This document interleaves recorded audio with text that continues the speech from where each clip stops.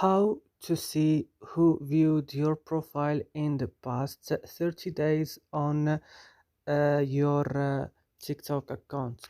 Today, guys, I will show you how to do this. Just watch this video until the end. Make sure that you like and subscribe in this video. So let's start.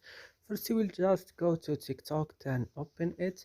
After this, when your TikTok is opening, go to your profile, open your profile, then go to this three line, then go to settings and privacy, then go to uh, privacy, go down to profile views, and now you have to turn on this profile views history like this, and that's it.